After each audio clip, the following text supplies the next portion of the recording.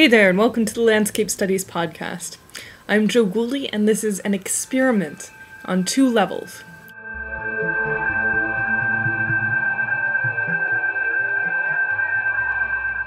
First, the level of landscape studies in general.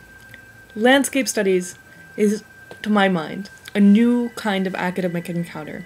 It represents the best of interdisciplinarity. It also represents a fundamentally new kind of inquiry, an inquiry that wasn't going on 300 or 400 years ago. Let me explain.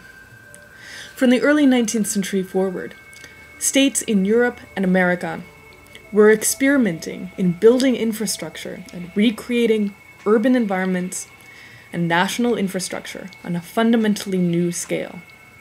This meant that the state was involved through the landscape in reconfiguring market experiences, urban experience, what people saw on an everyday walk through the world. What that meant was that the state was interfering with market relationships, with class relationships, with even people's ideas about what was real or what was beautiful. So the landscape became a new kind of corridor for human consciousness.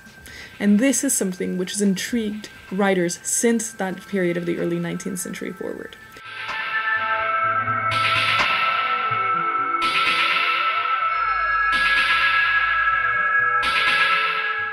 So since, say, about 1820, and William Cobbett's series of articles, The Rural Rides, in which he rode around England describing what he saw and how these new enclosures and new highways were displacing peasants.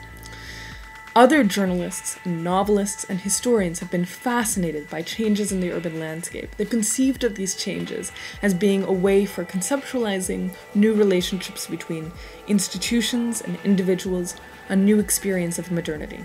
Landscape studies, therefore, represents a fundamentally modern kind of inquiry. And it's not very long, and it's not very well established even within the academy. This is what makes it so interesting and so experimental.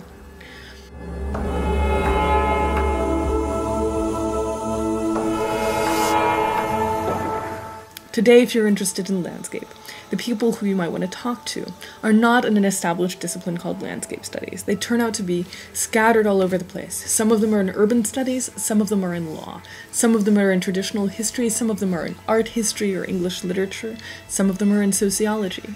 In all of these departments, there are people who are talking about landscape, about urban environments. They're often not talking to each other. In fact, many of the people we want most to talk to are designers or nonfiction writers or novelists who exist outside of the mainstream academy itself. People like Rebecca Solnit, living in San Francisco, a journalist who writes about abandoned cityscapes, represent some of the best voices today for conceiving of what the large trends in the landscape are and how best to interpret them.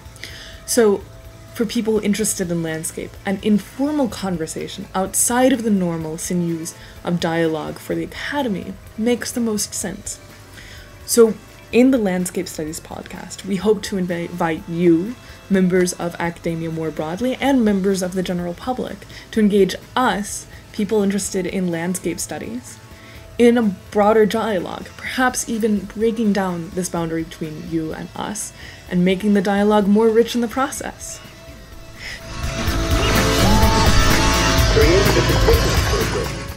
The second way in which the Landscape Studies podcast represents a vulnerable kind of experiment is that it's a podcast. It's an academic podcast.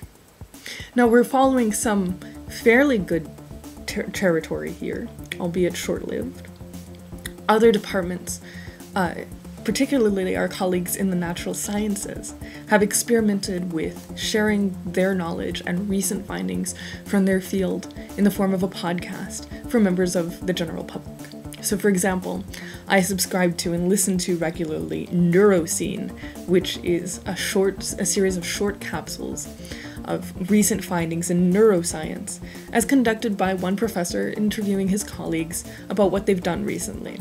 Similar podcasts exist in civil engineering and economics, but they're relatively scarce in humanities fields like history or English literature.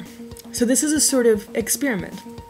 In this experiment, we're responding to one of the great predictions, the great historical predictions that journalists and other scholars have made about what the internet means for the future of information. A lot of writers have suggested that the internet poses a fundamental challenge to the culture of expert knowledge, to the expert promulgating about what they know. Because once you get the internet, it's very easy for me to sit here in my easy chair and talk to you about whatever may be in my mind. And some people think that this represents the great liberation of knowledge from the confines of institutions, and some argue that it represents an opportunity for people to be very naive about the culture of publication and what it means. So this is a sort of experiment. What we're offering here is a series of informal talks. Most of these talks aren't going to be as polished as their equivalent chapter or formal publication that might appear later in an academic journal.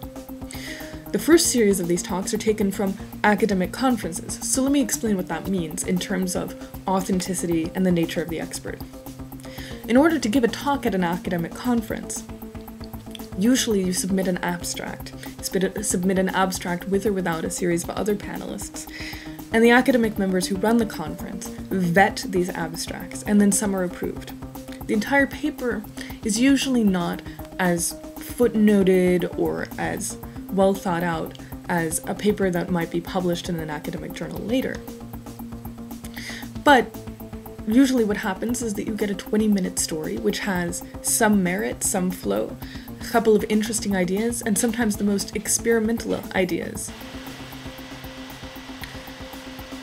Typically, these informal talks are never seen by a wider audience.